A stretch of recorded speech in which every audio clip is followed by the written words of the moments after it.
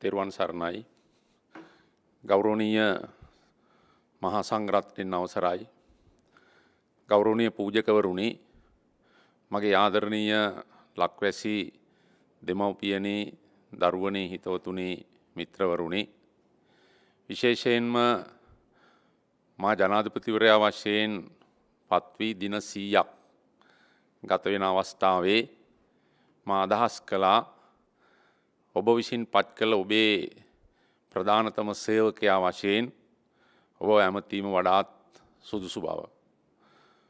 පසුගිය ජනවාරි 8 වෙනිදා පැවති ජනාධිපතිවරණයේදී නිකුත් වූ ප්‍රතිඵල මත ජනවාරි 9 වෙනිදා මේ රටේ රාජ්‍ය නායකයා නැත්නම් ජනාධිපතිවරයා වශයෙන් දිවුරුම් දීමේ අවස්ථාව ඔබ විසින් මා වෙත ලබා දෙනු ලැබුවා.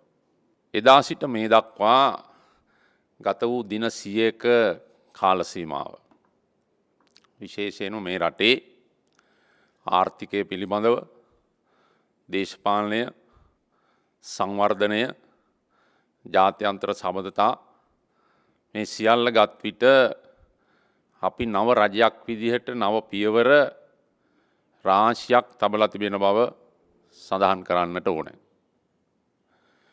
ජනවාරි 8 වෙනිදා මේ රටේ ජනතාව ඡන්දය පාවිච්චි කරලා පැහැදිලිවම සිදු කළේ තම ප්‍රජාතන්ත්‍රීය අයිතිය තුල පරිවර්තනයක්, විප්ලවයක් කියලයි මම අදහස් කරන්නේ.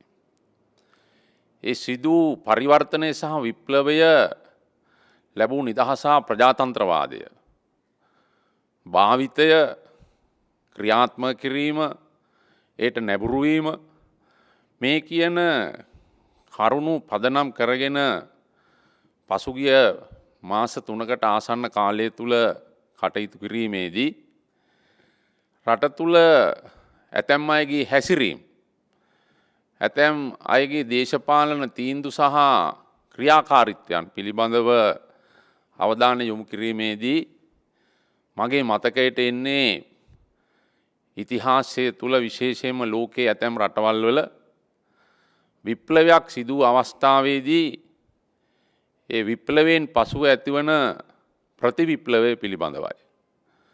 බොහෝ වෙලාවට අපි දන්නවා විප්ලවයකින් පසු ප්‍රතිවිප්ලවයක් ඇතිවීම සාමාන්‍ය තත්ත්වයක් රටවල් වල. ඒ වගේම තමයි මගේ මතකයේ හැටියට 1990-91 වගේ කාල පරිච්ඡේද ගත් විට සෝවියට් දේශයේ බිඳ වැටීම, නැගෙනහිර යුරෝපයේ කොමියුනිස්ට් රාජ්‍යයන්හි බිඳ වැටීම තුල විශේෂයෙන්ම දේශපාලන අන්තවාදයේ කරා ගොස් තිබූ ඒ පාලනයන්හි පරිවර්තනයක් සිදු විට ජනතාවට ලැබුණු නිදහස ප්‍රජාතන්ත්‍රවාදයේ භුක්ති විඳීමේදීත් යම් කාල සීමාවක් යනතෙක් යම් ප්‍රශ්න සහ අර්බුද මතුවෙච්ච බව මගේ මතකයේ තිබෙනවා. ඒ විතරක් නෙවෙයි, ඒබ්‍රහම් ලින්කන් වැනි මානවවාදී නායකයෙක් ඇමරිකන් රාජ්‍ය පාලනයේ සිටි කාලය සිහියට එන විට වහල්භාවය අවසන් කිරීම සඳහා නීති හදලා නීති ක්‍රියාත්මක කිරීමෙන් පසුව ටික කලක් යන විට වහලුන්ම සමහර විට මට මතකයි සමහර අවස්ථාවල කියා තිබුණා නෑ අපිට වහල්භාවය හොඳයි කියලා හිතන්. ඒ මොකද නිදහස භුක්ති විඳීමෙන් ස්වශක්තියෙන් මිනිසෙක් විදිහට ගොඩනැගීමට තිබෙන අයිතියට වඩා කෙනෙක් යටතේ සේවය කරලා වහලෙක් විදිහට ජීවත් කරලා තමන්ගේ ජීවිතය ඉස්සරහට ගෙනියන එක ඒ ලැබූ නිදහසට වඩා හොඳයි කියලා තමා සමහර වහලුන් කල්පනා කළේ. ඒ නිසා වහල්භාවය අවසන් කරලා එය නීතිගත කරලා වහල්භාවයෙන් ඇමරිකන් ජනතාව නිදහස් කිරීමෙන් පසුවත් මම කිව්වේ යම් කෙටි කලක් යන විට ඇතැම් වහලුන් කියා සිටියා නෑ වහල්භාවය හොඳයි කියලා හිතන්. මේක තමයි මානව සමාජයේ සාමාන්‍ය තත්ත්වය. ඉතින් අපි මේ தત્ත්වයේ තේරුම් ගැනීම ඉතාමත් අවශ්‍යයි. දැන් සමහර අය අහනවා මේ දින 100 තුල මොනවද කළේ කියලා හිතන්. දින 100 තුල බොහෝ දේවල් කළා. ඇතැම් බොහෝ වටිනා දේවල් භෞතික වශයෙන් ඇහැට පෙනෙන අතට අසු වෙන දේවල් නොවේ. ජනවාරි 9 වෙනිදා මම ජනාධිපතිවරයා විදියට දිවුරුම් දෙන විට ඔබේ මතකයේ ඇති අපේ රට පිළිබඳව තිබූ ජාත්‍යන්තර තත්ත්වය. අපි නිසා ජාත්‍යන්තරය බෙදුණා. එක්සත් ජාතීන්ගේ සංවිධානය, මානව හිමිකම් කොමිෂන් සභාව, ආරක්ෂක මණ්ඩලය, ඔබේ මතකයේ තිබෙන ඇතිවෙච්ච සිදුවීම්. නමුත් අපි නිසා බෙදුණු ජාත්‍යන්තරය ජනවාරි 9 වෙනිදායින් පසුව ඔබ ආදරණීය ජනතාව ගත්ත තීන්දුව නව රජයක් බලයට පත් කරන්න ඔබ මා කෙරෙහි තැබූ විශ්වාසයම ජාත්‍යන්තරයේ මා කෙරෙහි විශ්වාසය තබලා තිබෙනවා අද මේ රටේ නිදහස හා ප්‍රජාතන්ත්‍රවාදය මානව හිමිකම් සහ මූලික අයිතිවාසිකම් මේ රාජ්‍ය නායකයා සහතික කරනවායි කියන එක. පසුගිය කාලය තුල මම රටවල් කීපයක ගියා ඔබ දන්නවා. මම මුලින්ම ගියේ අසල්වැසි අපේ ළඟම තියෙන මිත්‍ර රාජ්‍යයට ඉන්දියාවට. ඉන් පසුව මම ගියේ පොදු රාජ්‍ය මණ්ඩලීය දිනය බ්‍රිතාන්‍යයේ. පොදු රාජ්‍ය මණ්ඩලයේ දිනේට මම ගිය විටේ පොදු රාජ්‍ය මණ්ඩලය දිනය සැමරීම වගේම ඊට වඩා මට වැදගත් වුණා අපේ රට වෙනුවෙන් බ්‍රිතාන්‍ය අගමැතිවරයා, විපක්ෂ නායකවරයා, බ්‍රිතාන්‍ය ආරක්ෂක ලේකම්, විදේශ ලේකම්, ඒ වගේම මහරැජින ඒ හමුවීම් තුල මම හිතන්නේ බ්‍රිතාන්‍ය විතරක් නෙවෙයි අපි දිනාගත්තේ. මම විශ්වාස කරනවා යුරෝපා සංගමයේ දිනාගත්තයි කියලා හිතන්. අප කෙරෙහි තබලා ඇති විශ්වාසය. ඒ වගේම ඔබ දන්නවා මම තුන්වෙනුව ගියේ චීනයට. අපේ මිත්‍ර රාජ්‍යයක් විදිහට අපේ රටේ සංවර්ධනයට විශාල අනුබලයක් ශක්තියක් ආයෝජනයක් කරන චීනයට ගිහිල්ලා විශේෂයෙන් මට පුළුවන්කම ලැබුණා ඒ අප අතරේ මෙතෙක් කල් තිබුණු මිත්‍රත්වය තව තවත් තහවුරු කරගන්නට. මම ඉන් පසු ගියේ ඔබ දන්නවා පාකිස්තානයට. පාකිස්තානයත් අපේ ඉතාම හිතවත් මිත්‍රයෙක්. ඉන්දියාව, චීනය, පාකිස්තානය, බ්‍රිතාන්‍ය මේ රටවල් වල සංචාරය ජාත්‍යන්තර වශයෙන් අපි මුළු ලෝකෙම දිනාගත්තා කියලා මම විශ්වාස කරන්නේ. අප කෙරෙහි ඇතිවෙච්ච විශ්වාසය විශේෂයෙන්ම නිදහස හා ප්‍රජාතන්ත්‍රවාදය තහවුරු කිරීම බ්‍රිතාන්‍ය අගමැති ඩේවිඩ් කැමරන් මහත්මයා, ඉන්දියා අගමැති නරේන්ද්‍ර මෝඩි මහත්මයා, ඒ වගේම පාකිස්තාන අගමැති නවාස් ෂරීෆ් මහත්මයා, චීන ජනාධිපති ෂි ජින්පින් මහත්මයා මේ රාජ්‍ය නායකයින් අප වෙත දැක් වූ ලෙන්ගතු භාවය, සෙනෙහස, මිත්‍රත්වය ඊටාම පුළුල්. මට මතකයි සිරිමාව බණ්ඩාරනායක මැතිණියගේ කාලේ ජාත්‍යන්තරය මොනතරම් අපිට සමීප වුණාද අපේ නොබැදි විදේශ ප්‍රතිපත්තිය තුල. මගේ ආණ්ඩුව පැහැදිලිවම මේ රටේ ක්‍රියාත්මක කරන්නේ අද නොබැදි විදේශ ප්‍රතිපත්තියක්. සියලු ජාතීන් තුල රාජ්‍යයන් අන්තර්ජාතික සංවිධාන තුල මිත්‍රත්වය තහවුරු කර ගැනීම. එක්සත් ජාතීන්ගේ සංවිධානයේ මහලේකම්වරයා මම ජනාධිපතිවරයා විදියට පත් වුණාට පස්සේ මට සුබපතපු ආකාරය මට මතකයි. ඒ වගේ මහලේකම්වරයාගේ විශේෂ නියෝජිතයෙක් පහුගිය කාලේ අපේ රටට ආවා. ඒ වගේම බටහිර රටවල් ඇතුළු රටවල් ගණනාවක ආසියා කරේ විදේශ ඇමතිවරු ඒ වගේම රාජ්‍යතාන්ත්‍රිකයින් විශාල පිරිසක් මේ මාස 3ට අපේ රටට ඇවිල්ලා මාව හමු වුණා. ඒ සියලු දෙනා අප කෙරේ විශාල විශ්වාසයක් ඇති කරගෙන තිබෙනවා. ඒ නිසා මම මූලිකවම කියන්නට ඕනේ මේ දින 100 තුල මොනවද කළේ කියලා අහන අයට විශේෂයෙන්ම පසුගිය පාලනයේ බිඳ වැටලා තිබුණු ජාත්‍යන්තරයේ මිත්‍රත්වයේ විශ්වාසය ඉතා ශක්තිමත් ලෙස මට පුළුවන්කම ලැබුණා මගේ ආණ්ඩුව විදිහට මේ රටේ ජනතාව වෙනුවෙන් දිනා ගන්න. ඒ ලබාගෙන ඇති විශ්වාසය තුල අප කෙරෙහි ලබා දෙන සහයෝගය රටේ සංවර්ධනයට, රටේ විශේෂයෙන්ම භෞතික සම්පත් සංවර්ධනයට, ජාත්‍යන්තර කටයුතු වලට අපි ඊ타මත්ම අගය කරන්නට ඕනේ. ඉතින් මේ තත්ත්වයන් එක්ක ඔබ දන්නවා ඔබ මාව බලයට පත් කළේ කුමක් සඳහාද?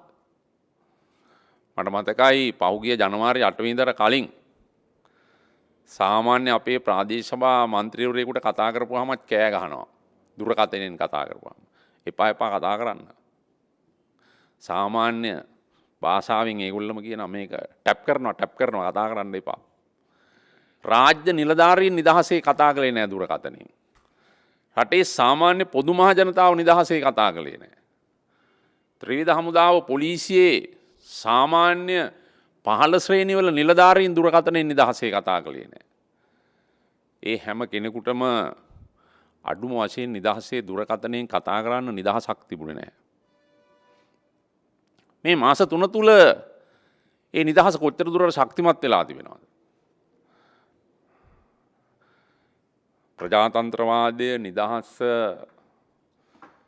මාධ්‍ය නිදහස මට මතකයි ජනවාරි 8 වෙනිදාට කලින් මාධ්‍ය අධිකාරීන් සහ මාධ්‍ය ආයතනවල ප්‍රවෘත්ති අධ්‍යක්ෂකවරු ප්‍රවෘත්ති සංස්කාරකයින්ට කොහොමද දේශපාලන බලය තියෙන අය කතා කළේ කියලා හිතනවා. ඒ තුල තිබුණේ බලපෑම, තර්ජනය, මානසික පීඩාව. අද මාධ්‍ය තුලේ සියල්ල නිදහස්. නමුත් මේ ලබා දීලා තිබෙන නිදහස අර අපි කතා කරන වල්බూరు නිදහසක් කරගන්නවද? සමහර මාධ්‍ය ආයතන හැසිරෙන විදිය දැක්කම මට පුදුමයි මේ ලැබිච්ච නිදහස ඇයි වැරදි විදිහට පාවිච්චි කරන්න කියලා හිතනවා. ඒ නිසා ජනතාවගේ අයිතිය ප්‍රජාතන්ත්‍රවාදයේ නිදහස, මාධ්‍ය නිදහස, අනිත් පැත්තෙන් ගත්තම අධිකරණය. දැන් ඔබ දන්නවා නීතිය ආධිපත්‍යය මොනතරම් බිඳිලාද තිබුණේ? අධිකරණ ගැන විශ්වාසයක් තිබුණාද? අල්ලස්සා දූෂණ කොමිෂන් සභාව, ශ්‍රේෂ්ඨාධිකරණය මේ සියල්ල රාජ්‍ය පාලකයින්ගේ දුරකථන ඇමතුම් වලට යටත් වෙලා තිබුණේ. ඔබ දන්නවා නොඑක් ආකාරයේ අපරාධ වලට සම්බන්ධ අයට කොහොමද නිදහස ලැබුණේ කාලේ කියලා හිතන්න. නඩු තීන්දුව හම්බුනේ කොහොමද කියලා හිතන්න. නීතිපතිවරයාට නිදහසක් තිබුණද නීතිපති විදියට තමන්ගේ වෘත්තීය අයිතිය අනුව කටයුතු කරන්න. විශේෂයෙන්ම අගවිනිසුරුවරයා පත් කිරීම මගේ බලතල තුල හමුදාපතිවරයා පත් කිරීම ඒ අංශවල සිටින සියලු දෙනාගේ පැහැදීමක් තිබෙනවා මම දන්නවා. ජේෂ්ඨත්වය අවශ්‍ය සියලු සුදුසුකම් වලින් සමන්විත අය තමයි ඒ තැන් වලට මම පත් කළේ. ඒ නිසා අපි නීතියේ ආධිපත්‍යය ශක්තිමත් කරලා තිබෙනවා. නිදහස ප්‍රජාතන්ත්‍රවාදයේ සඳහා ඊ타මත්ම අත්‍යවශ්‍යයි. ජාතික ආරක්ෂාව ශක්තිමත් කරලා තිබෙනවා. ආරක්ෂක මණ්ඩලය තුල මම කතා කළා. මං කිව්වා ඔවුන්ට උපදෙස් දුන්න ආරක්ෂක මණ්ඩලයේදී ත්‍රිවිධ හමුදා පොලිසියට සියලු දෙනාට ඔත්තු සේවා රාජ්‍ය ජාතික ආරක්ෂාව පිළිබඳ මට අලුත් වැඩපිළිවෙලක් ඕනේ. මෙතෙක් කල ක්‍රියාත්මක වැඩපිළිවෙලට වඩා දැන් ඒ ගැන අපි කටයුතු කරගෙන යනවා. ඒ නිසා අපිට බොහෝ දුර ගමනක් සඳහා මේ ප්‍රවේශයක් විතරයි. විශේෂයෙන් ඔබට මම තවත් යමක් කිය යුතුයි. මේ දින 100ක කාල සීමාව තුල මම ජනාධිපතිවරයා විදිහට මගේ හැසිරීම පිළිබඳව සමහර අයගේ යම් විවේචන තිබෙනවා. සමහර අය කියනවා ශක්තිමත් නැහැ කියලා, සමහර අය කියනවා දුර්වලයි කියලා, සමහර අය කියනවා නායකයෙක් නෙවෙයි කියලා මේ විවේචකයෝ. හැබැයි මේ සියලුම විවේචකයින්ට සහ මගේ ආදරණීය ජනතාවට මම කියන්නට ඕනේ මේ දින 100 කාලය තුල මේ අසීමිත මහා බලතල තියෙන තනතුරේ බලය මම පාවිච්චි නොකරපු කෙනෙක්. ඇයි? මම ආවේ තමුන්නාන්සලා මාව පත් කිරුවේ මේ බලය දෙන්න. මම ආවේ ඒ දේ සඳහා. විධායක ජනාධිපතිවරයෙක් සතු අසීමිත බලතල දෙන්න ඉවත් කරන්න ආවේ. ඉතින් මේ ගැන නොයෙකුත් විග්‍රහයන් තියෙනවා. දැන් බොහොම පැහැදිලිව කියන්නට ඕනේ. මගේ මැතිවරණ ප්‍රකාශනයේ ඔබට ඉදිරිපත් කළ ඊටාම පැහැදිලිව කියලා තිබෙනවා. විධායක ජනාධිපතිවරයා සතු අසීමිත බලතල ඉවත් කිරීම සම්බන්ධයෙන්. දැන් මේ කාරණාවේදී මම මොනතරම් නම්‍යශීලී වුණාද? 1978 ව්‍යවස්ථාවේ සම්මත වෙච්ච දවසේ ඉඳලා මේ රටේ ශ්‍රී ලංකා නිදහස් පක්ෂය විරුද්ධයි විධායක ජනාධිපති ක්‍රමයට. ඒ නිසා 94 ඉඳලා හැම ජනාධිපති වර්ණයකදීම අපේක්ෂකයෝ තමන්ගේ මැතිවරණ ප්‍රකාශනයට දැම්මා විධායක ජනාධිපති ධූරයේ බලතල ඉවත් කරනවායි කියලා. ඒ කාටවත් ඒක කරගන්න පුළුවන් වුණේ නැහැ. දැක්කලේ නැහැ.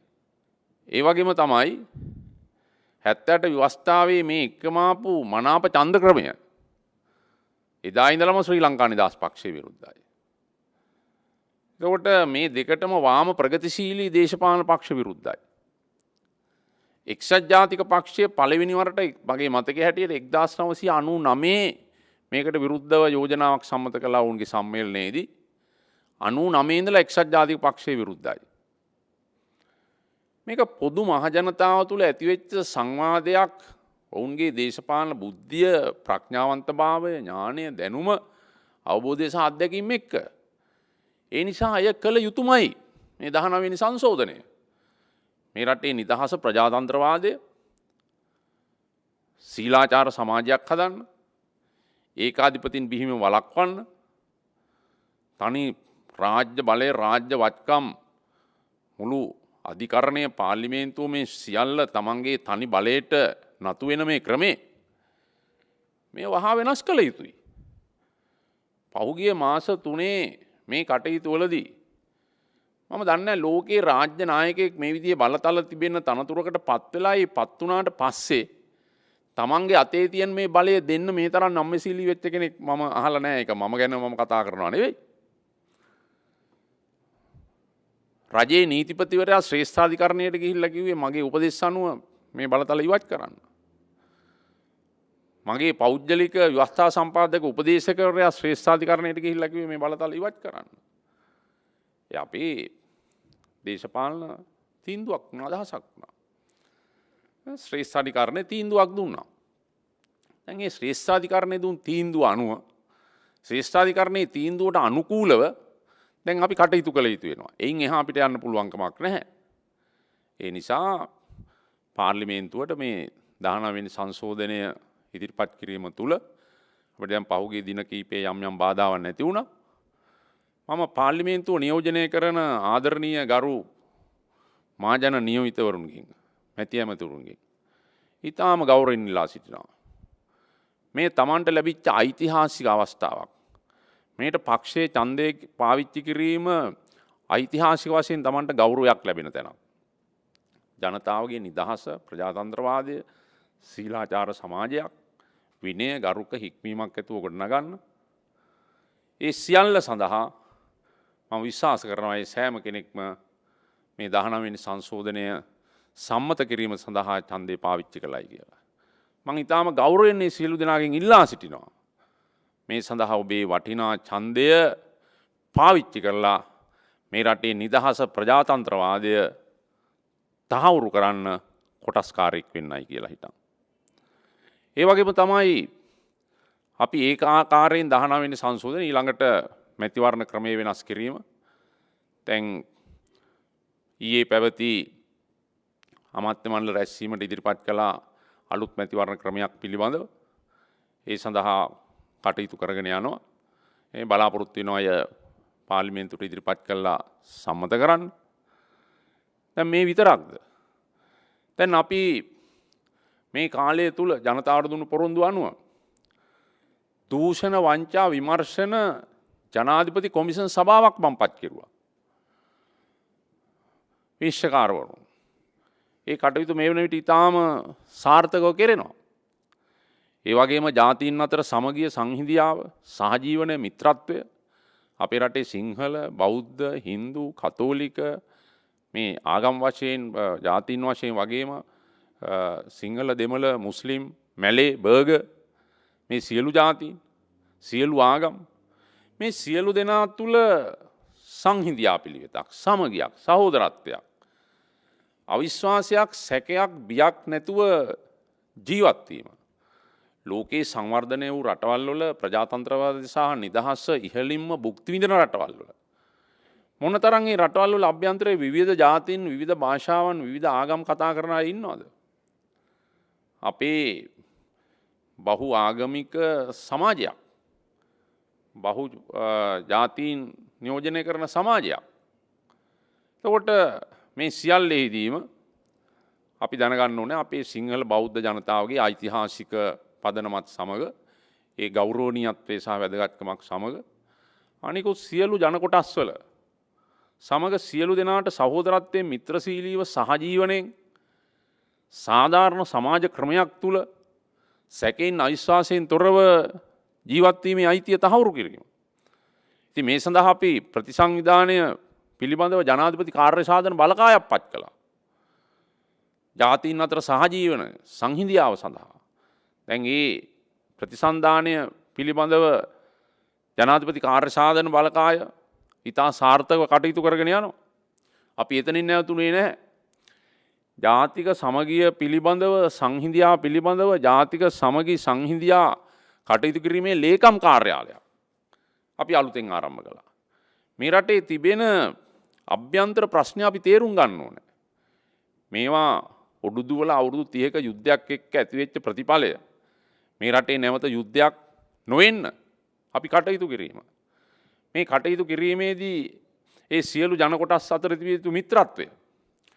ඒ වගේම තමයි මම කනගාටුවෙන් කියන්නට ඕනේ අපේ දේශපාලන විරුද්ධවාදීන් අන්තර්ජාලය හරහා ඇතැම් මාධ්‍ය හරහා කරන ඉතාමත්ම අසත්‍ය ප්‍රචාර. උතුරේ හමුදායින් කරලයි කියනවා. හමුදා බට සංඛ්‍යාව අඩු කරලයි කියනවා. සාම්පූර් ප්‍රදේශවල LTT ත්‍රස්තවාදීන්ට ඉඩම් දීලයි කියනවා. සුළු ජාතීන්ට එහෙම නැත්නම් දෙමළ මුස්ලිම් ජනතාවට සිංහල ජාතියට වඩා වැඩි අයිතිවාසිකම් දීලයි කියනවා. සම්පූර්ණයෙන්ම මේ කතා පතුරවන්නේ අන්තයට ගිය ජාතිවාදී. කරුණා කරලා මේ අසත්‍ය ප්‍රචාර ලෝකයට දෙන්න එපා. විදේශයන්හි සිටින ශ්‍රී ලාංකිකයින් ඉතාම නොමග යවනවා. රට ඇතුලේ ඉන්න අයට නම් ගිහින් බලන්න පුළුවන් උතුරට ගිහිල්ලා. නමුත් අපි ඉතාම පැහැදිලිව කියන්නට ඕන යුද්ධය පැවති වෙලාවේ ආරක්ෂක හමුදා උතුරු නැගෙනහිර විතරක් නෙවෙයි කොළඹ නගරෙත් පෞද්ගලික ඉඩම් තමන්ගේ භාවිතය සඳහා ගත්තා. ආරක්ෂක හමුදාවල භාවිත. එතකොට මුල් අයිතිකරුවන්ට ඉඩම් දීම මම අහනවා ඒක වැරද්දක්ද? ආරක්ෂක හමුදාවලට කිසිම බලපෑමක් නොවන විදියට, ජාතික ආරක්ෂාවට කිසිම ප්‍රශ්නයක් නොවන විදියට, ආරක්ෂක කඳවුරු කිසිම ආකාරයෙන් දුර්වල නොවන විදියට, දැන් කොළඹ කොටුවේ ජනාධිපති මන්දිරයේ අරලියගහ මන්දිරයේ වටේ එවිදිහේ කොච්චර පෞද්ගලික වත්කම් දීපල නිවාසද? ඉතින් ඒවා මුල් හිමිකරුවන්ට අපි දෙන්නේ නැද්ද? නමුත් මේවා ගැන ඊටාම වැරදි ප්‍රචාරයන් තමයි ගෙනියන්නේ.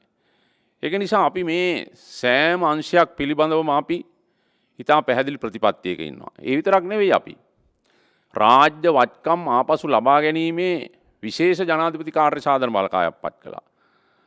රාජ්‍ය වත්කම් අන්සතු කළ එහෙම නැත්නම් පිට රටවල් වල බැංකු වල තැන්පත් කරන අපිට මේ රටට අයිති මුදල් ඒවා ආපසු ලබා ගැනීම සඳහා මම විශේෂ ජනාධිපති කාර්ය සාධන බලකායක් කළා. මේ සම්බන්ධයෙන් අපි දේශීය වශයෙන් වගේම විදේශ ජාත්‍යන්තර වශයෙන් අපි ඒ සඳහා අවශ්‍ය සහයෝගය ලබා ගන්නවා ඒ කටයුතු සාර්ථක කිරීම සඳහා. නිසා මේ සියලු අංශ පිළිබඳව ඉතා පැහැදිලි අවබෝධයකින් අපි කටයුතු කරන්න කියලා මම කියන්නට ඕනේ. දැන් බලන්න අපේ රටේ සංවර්ධනයේදී මේ රටට වාර්ෂිකව බිලියන් 400කට වැඩි ආහාර ගේනවා පිට රටින්. ඉතින් අපි ස්වයංපෝෂිතද? භෞතික සම්පත් සංවර්ධනය තුළ පාරවල් සහ ගොඩනැගිලි හැදීමෙන්ම මේ ප්‍රශ්නය විසඳෙන්නේ නැහැ. ජනතාවගේ ආර්ථිකය දේශීය ආර්ථිකය ශක්තිමත් කරන්න ඕන. අපේ රට කොච්චර ලස්සන පරිසරයක් තිබෙන සුන්දර රටක්ද. ලෝකයේ උතුම්ම රටක් අපි. මේ රටේ තිබෙන ස්වාභාවික සම්පත් කාලගුණය දේශගුණය අපිට ආශිර්වාදයක්. බිලියන් 400කට වැඩි ආහාර පිටරටින් ගේන්න ඕන නැහැ. මේවා ගැන අපි පැහැදිලි ප්‍රතිපත්තියක ඉන්නවා. දේශීය කෘෂි කර්මාන්තය ගොවි ආර්ථිකය ශක්තිමත් කිරීමේ හැම වැඩපිළිවෙලක්ම ගන්නවා. රාජ්‍ය සේවකයා කම්කරුවා වැඩ කරන ජනතාව පෞද්ගලිකාංශය මේ සියල්ල ශක්තිමත් කිරීම සඳහා අපි අවශ්‍ය වැඩපිළිවෙල පියවරින් පියවර ගන්නවා. ඒ නිසා මේ සියලු කටයුතු වලදී බලන්නේ සෑම අංශයක් පිළිබඳව අපි අවධානය යොමු කරලා අපි මැතිවරණ ප්‍රකාශනයේම අපි කිව්වා වගේ මේ රටේ යහපාලනයක් සඳහා අපි කැප වෙන්නේ. මේ යහපාලනය ඇති කිරීම තුළ ඇතිවන නිදහස ප්‍රජාතන්ත්‍රවාදය මම කලින් කිව්වා වගේ මේක වැරදි විදියට භුක්ති විඳින්න නැතුව රටේ අනාගතය වෙනුවෙන් අද ජීවත් වන ජනතාව වගේම හෙට උපදින දරුවන් වෙනුවෙන් අපි අපේ වගකීම් අපි ඉටු කළ යුතු වෙනවා. දූෂණ වංචා අවම කිරීම සඳහා සම්පූර්ණයෙන් තුරන් කිරීම සඳහා ගත හැකි සෑම ක්‍රියාමාර්ගයක්ම ගන්නවා. මම අද වෙනකන් අල්ලස්සා දූෂණ කොමිෂන් සභාවේ කිසිම නිලධාරියෙකුට දුරකථන ඇමතුමක්වත් මන් දීලා නැහැ. කිසිම කෙනෙක් ගෙන්නලා මම කතා කරලා නැහැ. අධිකරණයේ කිසිම කෙනෙක් මම පෞද්ගලිකව හම්බෙලා නැහැ දුරකථන ඇමතුම් දීලා නැහැ. ඒ යහපාලනයක අවශ්‍යතාවය. රාජ්‍යාංශය රටේ ජනතාවට ආදර්ශයක් වෙන්න ඕනේ. ජනාධිපති ලේකම් කාර්යාලයේ මම එනකොට සේවක සංඛ්‍යාව 1575යි. අද සේවක සංඛ්‍යාව 600ක් විතර. 1000කින් අඩු කෙරුවා. අපි මේ ආදර්ශය අපෙන් දෙනවා. ඒ නිසා මගේ ආදරණීය ජනතාවට මම ඊටාම ගෞරවයෙන් ප්‍රකාශ කරනවා. මැතිවරණයේදී දුන්නු ප්‍රතිඥාවන් පොරොන්දු ඒ ආකාරයෙන්ම ඉටු කිරීමට මම කැප වෙලා සිටිනවා. ඒ වගේම තමයි දූෂණයට වංචාවට හොරකමට නාස්තියට මම කිසි විටකත් මම ඉඩ තියන්නේ නැහැ. ඒවා සම්බන්ධයෙන් ක්‍රියාමාර්ග ගන්නා විට අර මම කලින් කිව්වා වගේ වහල් නීතිය සම්මත කරපුවාම ඇමරිකාවේ සමහර වහලුන් නෑ වහලුන් විදිහටම ඉන්න එක හොඳයි කියලා කිව්වා වගේ මේ දූෂණ වංචා තුරන් කරන්න අවශ්‍ය නීතිමය ක්‍රියාමාර්ග ඒ අදාළ අංශ වලින් ගන්න විට සමහර ජනතාව නොමග යවන්න උත්සාහ කරනවා. අපි ජනතාව කෙරෙහි විශ්වාසය තියෙනවා. මම ජනතාව කෙරෙහි විශ්වාසය තියෙනවා. ජනතාව නිවැරදි දේ තෝරා ගන්නා බව අපි දන්නවා. රටේ නීතිය වල්වදින්න දෙන්න පුළුවන් කමක් නැහැ. මම තීන්දුව ගන්න ඕනේ තැන තීන්දුව ගන්නවා. විශේෂයෙන්ම ජනතාවගේ නිදහස ප්‍රජාතන්ත්‍රවාදයේ තහවුරු කරමින් දූෂණ වංචා මේ රටෙන් තුරන් කිරීම සඳහා ජනතාවගේ අයිතිවාසිකම් උරුමයන් ආරක්ෂා කිරීම සඳහා මා විසින් ගත හැකි ගත යුතු සෑම පියවරක්ම ගන්නවා නොබියව. මම මැතිවරණයට ඉදිරිපත් වුණේ ජීවිත පරිත්‍යාගයෙන් මම සහ මගේ දරුවන්ගේ ජීවිත එක්ක මම මහ මුහුදට පැන්නා වගේ. මං අදත් එහෙමයි. ඒක නිසා විශේෂයෙන්ම සඳහන් කරන්නට ඕන යහපත් සීලාචාර වැදගත් සමාජයක් ගොඩනගන්න නිදහස ප්‍රජාතන්ත්‍රවාදයේ තහවුරු කරන්න ජනවාරි 8 වෙනිදා ඡන්දේදී ජනතාවට දුන්නු මැතිවරණ ප්‍රකාශනයේ පොරොන්දු ඉටු කරන්න ඒ සියල්ල සඳහා අද ජීවත් වන ජනතාව වගේම හෙට උපදින දරුවන් වෙනුවෙන් ඔබ අපි සහෝදරත්වයෙන් මිත්‍රත්වයෙන් අපේ උතුම් මාතෘ භූමිය අපේ ආදරණීය ජනතාව වෙනුවෙන් ඒ සියල්ල අපි එක සහෝදරත්වයෙන් මුහුණ දෙමු. අපි ඉදිරියට යමු. සුබවාදීව හිතමු. අලුත් දෙයක් හිතමු. අලුතෙන් සැලසුම් කරමු. සියල්ල පිළිබඳව අපි අපේ වගවීම් ඒ සියල්ල පැහැදිලිව තේරුම් ගනිමු. ඇතැම් වෙලාවට වගවීම තේරුම් ගන්නේ නැහැ. දේශපාලඥයා රාජ්‍ය නිලධාරියා මේ පැහැදිලිව තේරුම් ගත යුතුයි. ඒ නිසා ඒ සියල්ලට සමාජය විවෘතයි නිදහස්. ඔබ සියලු දෙනාටම ස්තුතියි. තෙරුවන් සරණයි.